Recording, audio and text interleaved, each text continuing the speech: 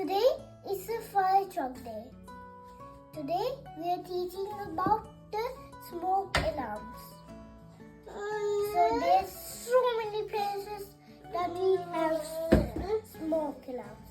So this is the smoke alarm that we have. So then there's smoke, when there's fire here, then the smoke come up and up and up and up and up.